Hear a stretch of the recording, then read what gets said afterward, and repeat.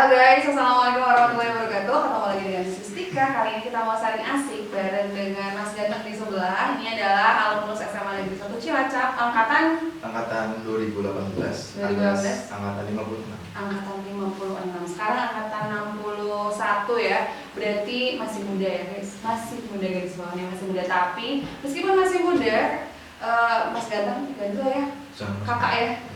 Kakak sebelah ini sudah punya pengalaman bisnis yang lumayan, siapa dibilang tuh lumayan keren banget sih, karena beliau sudah jadi owner dari salah satu usaha di Cilacap yang belakangan ini juga viral nih. Kopi Rantau tuh nggak guys, Kopi Rantau yang ada di Jalan Gatsu. Tepatnya di depan RSUD atau di sebelah TK Al-Azhar. Nah, di sebelah TK Al-Azhar. Oke, yang mau ke sana bisa mampir, nanti bisa ketemu sama ownernya langsung ya, Boleh. Ya, untuk mempersingkat waktu nih, hari ini kita mau tanya-tanya nih, karena temanya Butika hari ini adalah kuliah nggak penting. Yes, apakah benar kuliah nggak penting? Hari ini kita belajar karena kebetulan ngapain belum kuliah ya? Belum. Tapi pingin atau enggak? Kita lihat nanti nih. Kenapa sampai hari ini belum? Karena udah 5 tahun lulus ya? Belum, Bu, baru 3 tahun. Oh, dia membela diri. Iya, dia baru 3 tahun lulus ya. Kenapa 3 tahun ini dia nggak milih kuliah, malah milih nyemplung ke bisnis, dan bisnis apa aja, bahkan sekarang udah jadi owner. Kenalan dulu ya sama Kak Baim. Silakan Kak Baim, kenalan dulu. Halo teman-teman, perkenalkan nama lengkap saya adalah Ibrahim Gusti. Siapa lagi, Bu? Alamat dulu. Alamat dulu. Ada yang keluar rumah. Di Jalan Jenderal Sudirman, tepatnya di depan kantor DPRD itu. Nah, terus apa lagi, Bu? Apalagi Umur kan ya udah satu bakal nggak boleh nggak umur. Jangan Rahasia. Ini deh, nama udah Ibrahim Gusti, tadi alamatnya udah. Sekarang berarti kesibukan sekarang dulu nih. Kesibukan sekarang paling yang tadi disebutin ya, Bu ya. Saya lagi merintis usaha kopi, itu namanya Kopi Rantau. Tepatnya di Jalan Gatsu tadi yang saya sebutkan. Terus ada satu lagi, ini paling semacam forum ini. Forum namanya Karafo. Oh iya guys, lupa nih, Butika sekarang di tempat yang keren banget. Ini hari ini bikin podcast ya, podcast bareng Kak Baim ini di Kreavo nih. Apa nih Kreavo Kak Baim? Apa ya? Jadi itu sebenarnya Kreavo itu sebagai wadah buat anak muda gitu loh, Bu. Anak-anak muda yang kreatif gitu loh, yang memberikan dampak positif gitu loh bagi masyarakat. Khususnya sih memang Kreavo ini di bidang digital ya, pokoknya semua tentang digital lah. Pintar baca peluang nih guys. Kalau yang sudah nonton video sebelumnya tentang berburu ide usaha, kita harus tahu kebutuhan masyarakat yang paling tinggi itu apa, dan sekarang tuh kebutuhan di digital tinggi banget ya, dan Kak Baim udah mulai ngerintis nih. Kita perlu tanya banyak nih tentang bisnisnya Kak Baim. Dan terlepas dari semua itu ya, kita balik lagi ke tema tentang kuliah nggak penting nih. Pertanyaannya, kenapa nggak kuliah Kak Baim? Di sementara di mana-mana tuh banyak orang-orang yang kepingin kuliah, kenapa Kak Baim kok malah nggak kuliah? Ini alasannya apa ini? Sebenarnya dulu sih itu waktu kelas 12 ya, Bu ya. Nah itu dulu kan memang teman-teman itu kalau udah kelas 12 kan sebenarnya udah mulai membicarakan kamu boleh di mana ya kan. Waktu itu saya bingung, boleh di mana ya kan, sedangkan saya udah mulai usaha itu ya, usaha kecil-kecilan juga kayak dagang gitu dari SD. Dari SD udah dagang ya? SD. Terus mulai agak serius itu ketika kelas 11 itu udah mulai membuat brand sendiri. Itu salah satu brand pomade gitu. Produksi sendiri berarti, dan massal ya berarti ya? Kalau dulu sih awal-awalnya memang saya baru reseller gitu. Reseller pomade warna ya. Dulu kan waktu zamannya kelas 11 kan maksudnya kayak 2016 sama pomade lagi naik daun ya. Terus juga waktu itu kan masih jarang gitu. Ini kayak barang-barang masuk dari luar itu kan ibaratnya kalau dari luar negeri ke Indonesia kan itu butuh waktu gitu. Terus masuknya ke kota besar dulu, terus ke kota besar, terus beberapa bulan kemudian baru masuk ke daerah-daerah. Nah terus ketika itu kan melihat peluang ini belum ada di Cilacap gitu. Nah kebetulan saya tahu itu ambil barangnya dari mana ya. Terus saya mulai coba ambil barang gitu kan. waktu itu ketika saya ini loh Bu, bikin KTP dulu pas bikin KTP kan nunggunya waktunya lama ya Bu ya. Pas waktu sebelum itu nunggunya lama banget, terus saya main Facebook di jual jasa itu karena gabut gitu ya Bu. Gabut apa ya, kayak apa ya, nggak tahu mau ngapain lagi. iya nggak tahu mau ngapain lagi. Itu nungguin terus ya scroll gitu kan, kebetulan lihat ini barang ini, terus saya mulai Nyoba. mulai beli sedikit dulu, mulai dari 100-200 ribu itu, terus udah sampai, terus saya packaging ulang jadi kecil itu kan. Tadinya memang harganya mahal Bu. Nah memang sebenarnya orang-orang itu pada mau beli, masalahnya mau beli tapi kebanyakan, ukurannya kurang besar, uangnya nggak ada. Iya betul. Nah terus saya punya inisiatif di situ, kenapa nggak saya packing aja ya, packing ke pada kosmetik gitu. Terus taruh di situ, terus kasih stiker, terus baru saya jualin lagi. Dan laku keras. Akhirnya ketagihan jualan. Betul. Baiklah. Sama situ. Terus ya ketika itu sering waktu berjalan ya udah mulai produksi sendiri, produksi komen yang klimis itu Bu, yang waterproof, yang oil based gitu. Terus mulai kelas 12, terus udah ngobrol kuliah nggak ya kan? Kamu kuliah nggak gitu? Kayaknya gue nggak kuliah deh. Sebelum waktu nggak kuliah. Kan ibaratnya udah dari SD itu udah senang jualan gitu loh Bu. Ya sebenarnya bukan passion, bukan senang jualan sih, tapi gimana orang dapat duit ya sama yang suka ya bener kan? Udah ngerasain enaknya dapat duit. Kayak gitu. Nah terus pas ditanya itu, kayaknya aku mutusin nggak kuliah deh. Kayaknya aku mau jadi pengusaha aja lah. Dan terus juga aku juga sering lihat kayak quotes gitu kan, juga termotivasi sama quotes loh pas waktu awal-awal ya kan, awal-awal padahal itu dikira waktu itu masuk Indonesia itu sangat gampangnya gitu. Makanya makanya waktu itu tuh udah kayak termotivasi banget tuh, mas usaha itu gampang ini banget ya kan, pas belum terjun gitu kan. Nah terus dulu yang terkenal itu kata-katanya Bu Sadina gitu, yang tentang kuliah itu nggak penting, atau kamu berangkat kerja pakai kaos kaki, terus kaki dibungkus pakai kaos gitu, tapi pulang-pulang gitu lah pokoknya gitu ya. Nah itu kan ibarat terus ada kuliah nggak penting gitu kan gitu. Terus jadi saya termotivasi loh dari situ. Terus iya, beli pengusaha kuliah nggak penting, tapi untuk nikah ijazah itu penting gitu. Nah itu saya termotivasi banget dari situ gitu. Nah terus ya udahlah, ibaratnya aku mau jadi pengusaha, aku udah punya tujuannya, punya cita-cita, punya why-nya mengapa aku pengen jadi pengusaha gitu kan. Motivasi untuk menjadi pengusaha. Nah terus mulai dari situ saya udah komitmen sama diri sendiri. Udahlah aku pengen jadi pengusaha, berarti aku nggak kuliah gitu kan. Ibaratnya kalau kuliah pun nanti ya nggak jauh-jauh ibaratnya dari dunia usaha. Enggak sih biasanya kan kalau kuliah jadi sama kerja gitu. Nah itu suruh orang tua juga kayak gitu juga, suruh kuliah terus nanti kerja itu, mereka saya nggak mau dulu. Nah terus akhirnya pas itu kan udah lulus ya Bu, lulus SMA kan.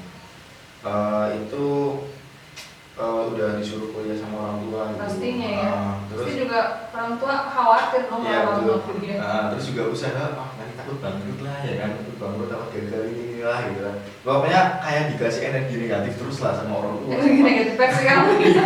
Sama orang tua, sama saudara-saudara, bahkan suruh dipaksa kuliah, udah kuliah, saya bayarin semuanya gitu kan, udah sampai gitu-gitu kan. Tapi tetap aja kekeh gitu loh, enggak mau dipaksa loh, sampai dipaksa lah, dibulung-bulungin juga gitu. Masya Allah. Pokoknya gitu lah. Terus habis itu tetap aja kekeh. Terus akhirnya ya udah nggak ikut kuliah ya, nggak ikut kuliah, terserah kamu mau ngapain ya kan. Nah terus aku kan kayak ada kayak ada rasa tanggung jawab, aku udah memilih ini, berarti kan aku harus membuktikan. Ada konsekuensi yang harus diambil. Gitu. Nah terus waktu itu tepatnya itu pas lulus SMA itu. Lulus SMA saya mulai kayak membuktikan. Serius ya? Ya kan, dulu juga sempat waktu SMA mau ngapain ya, bingung usaha ya kan. Dulu memang awal-awalnya usaha itu cuma termotivasi kayak sama coach-coach gitu loh. Ternyata ketika nyemplung, wah ternyata keras banget usaha itu Bu, susah banget ya kan. Terus dari situ kan, wah gila ya kan, aku ngapain nih ya kan, ya sama aja masih mager-mageran, masih tidur, masih scroll-scroll timeline gitu. Wah ini harus ngapain ya kan, bingung loh mulai dari mana ya kan. Terus akhirnya dari situ ya udahlah, mulai aja dulu ya kan, walaupun dengan modal kecil kan. Dulu waktu ketika saya jualan gitu, jualan itu selalu dengan modal kecil. Berapa modal kecil? Kecilnya sekecil apa? Kecilnya itu ya cenderung di bawah 100 ribu. Di bawah 100 Di bawah 100 ribu. Dulu waktu SD juga jualan HP, beli HP itu dari harga 60 ribu itu pokoknya jadi uang 2 juta. Jadi uang 2 juta dilipat gandakan ibaratnya untuk beli HP terus jual lagi gitu kan. Dan terus dapat uang 2 juta terus sama punya kamera DSLR, terus sama punya sepeda diksi gitu. Dari HP yang 60 ribu itu ya kan. Jadi udah udah punya polanya gitu Bu. Jadi sebetulnya ketika kamu memutuskan nggak kuliah pun itu kamu sudah melalui satu proses ya. Jadi nggak tiba-tiba aku nggak kuliah gitu ya. Tapi kamu udah berproses dari SD. Jadi itu hitungannya udah nggak hari lagi ya. Hitungannya udah tahun ya. Kan SD ke SMA tuh udah berapa tahun tuh? 4 tahun 5 tahunan kan. Dari proses awal kamu memulai, ketika bilang sih nyemplung ke bisnis berarti udah dari SD. 5 tahun akhirnya memutuskan untuk nggak kuliah, dan ketika nggak kuliah pun kamu sadar bahwa ada konsekuensi yang harus kamu ambil. Kenapa? Karena kamu juga ibaratnya bahasa nggak enaknya itu ngelawan orang tua ya. Iya ya, ngelawan orang tua. Terus kayaknya sekarang damai-damai aja dengan orang tua. Artinya berarti persengketaan pada waktu itu sudah selesai. Kenapa bisa gitu tuh? Kok bisa nih orang tua yang tadinya bilang no, kamu harus kuliah, sekarang silahkan gitu, dengan nyamannya kamu sekarang melenggang. Dan guys, tau gak sih hari ini kita bisa duduk begini karena beliaunya ini juga tidak terikat jam kerja. Jadi owner tuh anaknya gitu ya? Jangan juga sih Bu. Enggak juga. Ada sesuatu yang nanti dipelajari. Ini lanjut ke Indul nih.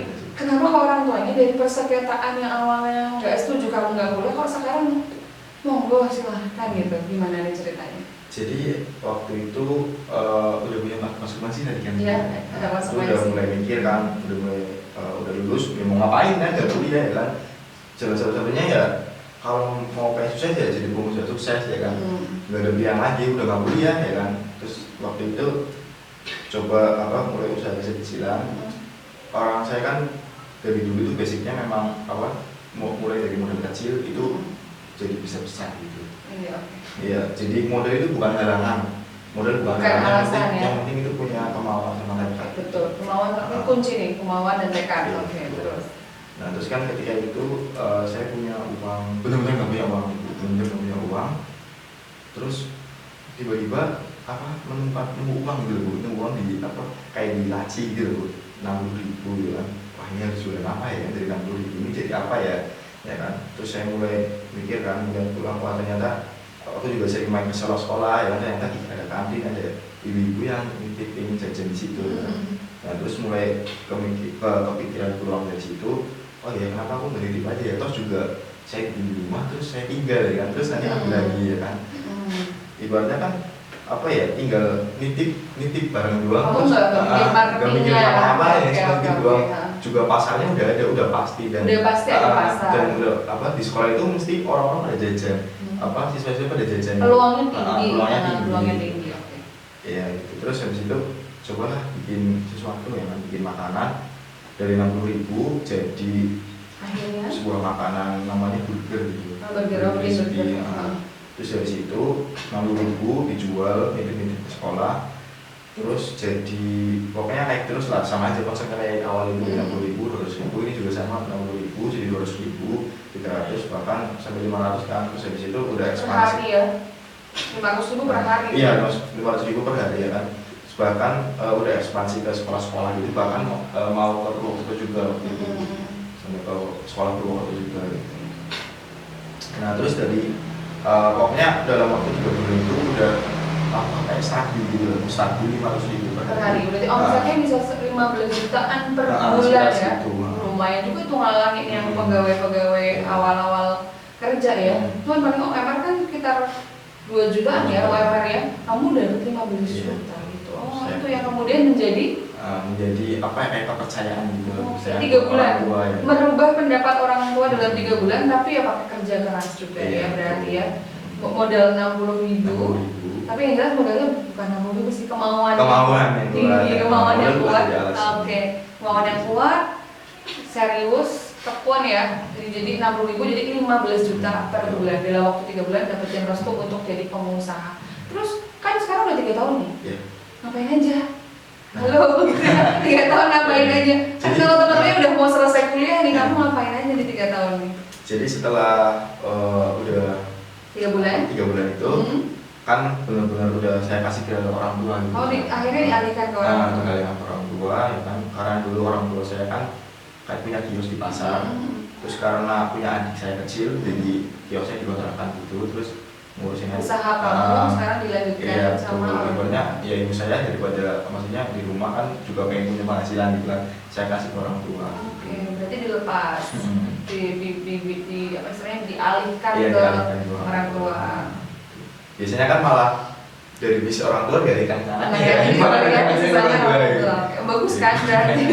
Oke, siap-siap. Gitu. Terus ngapain lagi tuh habis itu? Nah, terus setelah 3 bulan itu kan bingung ya, terus juga dulu mulai ada project bikin snack dulu.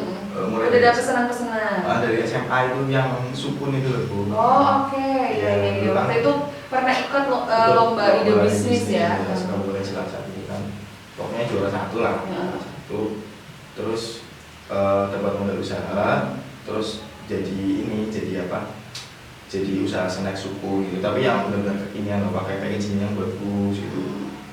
Nanti bisa lihat kali kita akan cantumin wujud-wujudnya seperti apa. Okay. Nah, jadi syukur. Kenapa sih ngambil syukur ya? Karena dari awal usaha itu memang pengen ngangkat produk Cilacap gitu loh. Nggak jauh-jauh dari produk Cilacap gitu sih.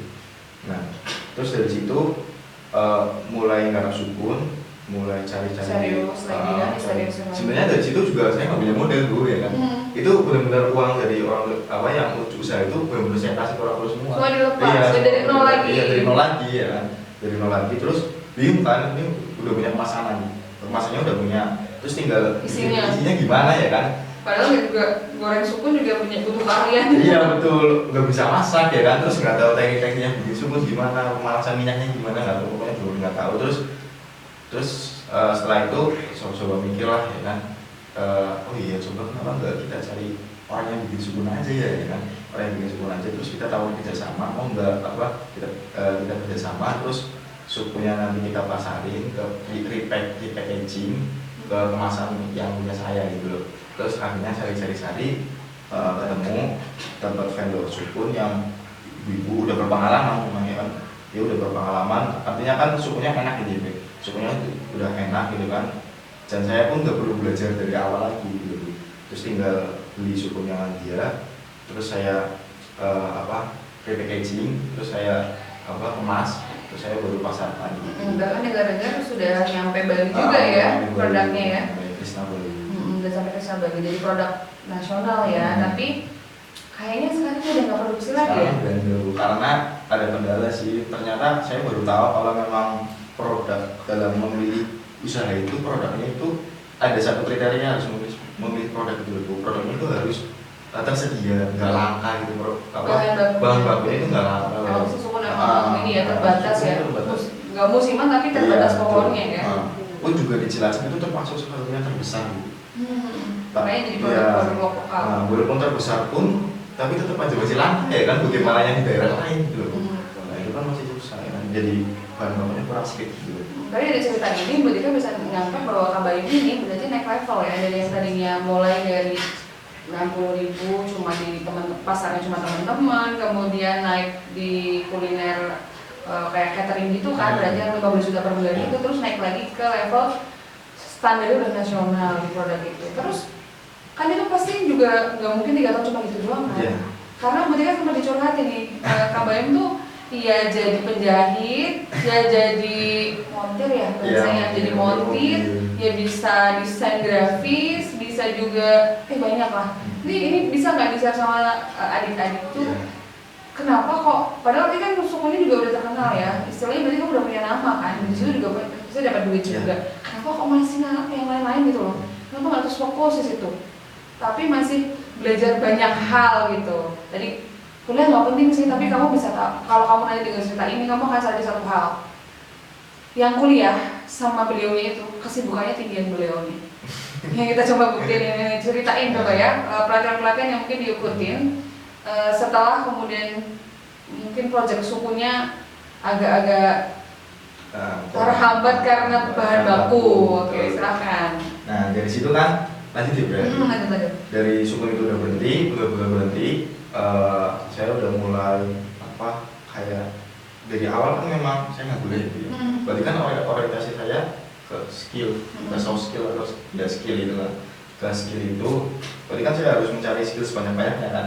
Terus saya pengen usaha apa, saya kumpulin ya kan, saya harus cari skill itu. Dulu mindsetnya masih gitu Bu, harus cari skill, harus kalau kamu pengen usaha ini ya kamu harus mendalami ini ya kan. Terus masih fokusnya masih produksi dulu, masih produksi.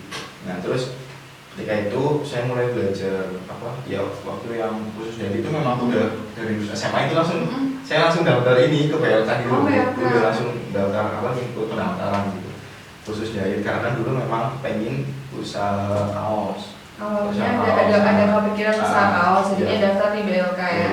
Memang dari awal sih pengen usahanya ada di 3 bidang kayak sandang papan gitu. Betul sih, emang harus ngarahnya ke situ ya, 3 kebutuhan utama manusia, sandang, pangan, papan. Oke. Terus situ jadi ke awal ya sandang dulu. Saya dari lulus SMA langsung saya ke BLK langsung pendaftaran buat khusus jahit. Terus di sana dilatih 1,5 bulan, udah selesai terus PKL 1 bulan. Terus setelah itu udah keluar, terus saya daftar lagi di BLK 2 kali. Satunya kursus montir mobil KKR ya. Terus itu sebenarnya dari udah kursus yang ini terus gara-gara adanya yang ini ya udahlah nggak apa-apa daripada nggak dapat kursus ya kan. Waktu itu juga lagi kejar skill banget. Supaya ajar skill, memperbanyak skill. Ya, betul. Nah terus dari skill teknisi mobil, terus dari situ udah selesai, terus merambah ke desainnya sebelum ke AutoCAD kayak piping gitu. Ibaratnya itu kenapa sih saya upgrade skill gitu, padahal kan saya usaha gitu, buat apa gitu loh belajar mobil, buat apa belajar desain pabrik gitu ya. Itu sebenarnya buat cadangan ibaratnya ya sepait-paitnya kalau usahanya tutup atau usaha bangkrut ya saya masih bisa kerja ya kan. Dan sedangkan saya kan memang nggak punya ijazah ya kan, nggak punya ijazah S1 ya mau kerja S1 mau kerja lulusan SMA juga kerja apa ya kan, bingungnya S1 aja juga bingung ya kan mau kerja apa. Sedangkan saya ijazah SMA lebih bingung lagi ya kan. Ya makanya dari itu saya salah satunya ya harus punya skill itu, kita harus asah skill di berbagai bidang ya kan. Itu pun juga nanti pun diputar lagi dari kerja itu buat jadi modal usaha lagi. Terus kan berarti kan udah banyak pelatihan yang diikuti ya, mungkin yang nonton ini bisa lihat nanti ketika bisa cuplikin foto-fotonya kali ya, foto-foto ada saat ikut pelatihan. Dan itu masih terus berlangsung sampai hari ini pun masih kalau ada kesempatan belajar akan terus belajar ya. Terus sampai terakhir itu kursus ini yang tukang kayu sama kerajinan. Ya kan udah kumpul sandang papan, yang pangannya kuliner, sandalnya kaos, terus yang papannya kayu di interior gitu. Jadi kuliah masih nggak penting. Terus sebenarnya dulu sih memang anggap kuliah itu nggak penting ya pas dari waktu awal pengen baru lulus ini. Karena kan termotivasi ya, terbakar quotes para pengusaha yang sudah sukses duluan. Itu memang benar nggak penting sih ya kan. Terus juga semakin kesini zaman kan udah berubah ya Bu ya, udah berubah, semakin kesini semakin adaptif gitu, semakin berkembang, semakin maju gitu loh. Nah terus mikir-mikir lagi, wah ternyata kayak ada pengen rasa kuliah ya kan. Ternyata itu baru ngerasa kalau ternyata saya kan udah sana kemari gitu loh, ketemu orang banyak gitu, ternyata kan masih sangat penting banget gitu, relasi atau networking gitu. Dan kuliah kemungkinan mendukung itu. Bisa jadi Bu. Bisa jadi. Dari situ kan ibaratnya kalau dikata kuliah nggak penting ya kuliah penting ya kan. Pentingnya itu di mana ya? Pentingnya itu sebenarnya di relasinya itu ya kan. Ibaratnya kalau kamu kuliah kuku ya, kuliah pulang ya kamu nggak dapat teman ya kan, nggak dapat relasi. Sebenarnya malah di kuliah itu yang paling penting malah itu relasi loh, networkingnya. Ibaratnya dari situ kan kamu punya kenalan ya. Kenalan dan kenalan itu bisa membantu kamu buat kayak membantu lah. Punya teman banyak kan kayak kalau jualan apapun bisa dibantu teman gitu loh, bisa di-share ke teman ya kan. Punya teman banyak gitu, lebih gampang lakunya daripada orang yang nggak punya teman gitu loh, temannya sedikit. Oke, jadi saya bisa dikatakan juga sih, ketika kemudian kamu sudah nyemplung di dunia bisnis, kemudian ketemu sama orang, otomatis orang yang kan juga macam-macam ya, dari yang pendidikannya rendah sampai ke pendidikan tinggi, dan kemudian akhirnya merasakan satu titik atau momen di mana ketika kuliah nanti, kalau misalnya bisa punya kesempatan kuliah juga, itu akan membuka satu lingkungan baru yang bisa jadi pasar, bisa jadi sumber daya baru, bisa jadi relasi baru yang tentunya akan mendukung bisnis ya. Apalagi sekarang ternyata ada ya yang jurusannya benar-benar khusus untuk gedein usaha ya. Jadi ada pandangan mau kuliah di mana juga ya? Iya, insya Allah. Insya Allah. Dan semoga besok kalau pas kuliah juga lancar ya. Dan Butika lihat sih kalau terbangnya Butika ini termasuk generasi muda yang anti mager karena jam terbangnya lumayan tinggi. Kalau teman-teman yang lain mungkin masih asik-asikan nongkrong, yang di sini udah nongkrong di pasar, cari-cari peluang gitu. Katanya temennya sih, Butika juga dengarnya jadi teman-temannya juga. Kemudian bahkan sekarang sudah punya satu usaha yang Butika bisa bilang lumayan besar untuk umur yang belum 20 sih. Udah ya, 20 pas ya, baru 20 tahun tapi sudah punya usaha sendiri. Semoga nanti bisa menginspirasi ya, mungkin adik-adik kelas kamu atau yang nonton di sini mungkin nggak niat kuliah, tapi nggak niat kuliah atau nggak kepingin kuliah bukan berarti duduk manis ya, duduk manis di rumah nggak belajar, bukan nggak belajar, nggak ngapa-ngapain, tapi bisa ngelakuin banyak hal ya Kak Baim ya. Ada nggak pesan buat adik-adik nih supaya punya motivasi untuk berkembang gitu? Silahkan dong.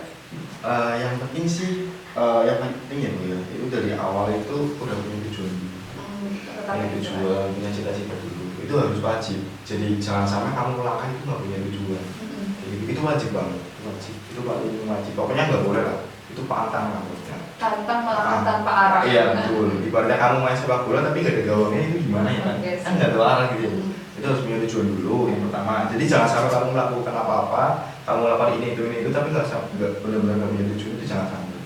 Harus punya tujuan, punya why-nya, kenapa aku harus melakukan ini. Ada motivasi kuatnya di situ ya kan. Itu baru yang bisa jadi bahan bakar kenapa kamu harus sukses gitu, harus melakukan itu ya kan. Harus melakukan sesuatu, bergerak, nggak mager gitu loh, tetap bergerak gitu. Ini harus punya tujuan di situ. Cita-cita itu harus ada cita-cita. Ngomong-ngomong apa cita-citanya apa itu? Sebenarnya sih cita-citanya ya Bu ya. Cita-citanya itu apa sih cita-citaku ya? Sebenarnya salah satunya itu menjadi pengusaha sukses gitu.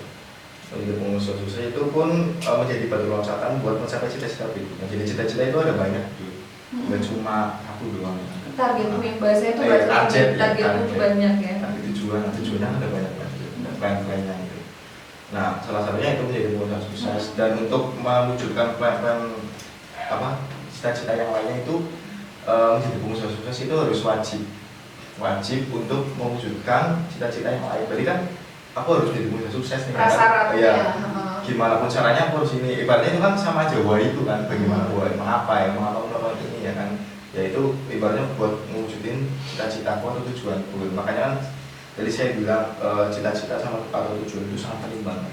Karena itu yang membawa arah gerak kamu ke situ biar terarah gitu. Ibaratnya kayak tadi main sepak bola tapi nggak ada gawangnya kan nggak tahu, bingung sendiri kan mau kemana ya kan. Nah gitu.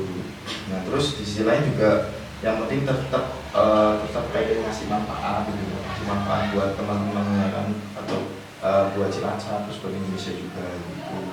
Terus juga ibaratnya kan apa sih pengen ngasih manfaat ya kan. Ketika kita mati kan ibaratnya kita nggak bawa apa-apa ya Bu ya, harta kan nggak dibawa kan gitu ya, apapun ya, tapi kan kita tetap bisa membawa amalan. Kayak kan ada 3 amalan yang memang bisa apa terus mengalir kan ya, atau amal jariah gitu kan. Kayak di antaranya itu harta yang bermanfaat, terus anak-anak yang soleh, terus ilmu yang bermanfaat, terus fokusnya ke situ. Oke, menarik banget ketika seseorang itu punya cita-cita banyak. Karena biasanya kalau yang ditanya cita-citanya apa, itu langsung disebutin satu profesi tertentu ya. Dan ini memang satu yang harus mungkin dipahami sama semuanya, dibuka pandangannya bahwa yang namanya cita-cita itu nggak berhenti di satu profesi aja gitu. Ketika kita sudah nyemplung di satu dunia yang nyata gitu, kita punya banyak keinginan, punya banyak harapan, itu mungkin bisa dikatakan jadi cita-cita juga ya.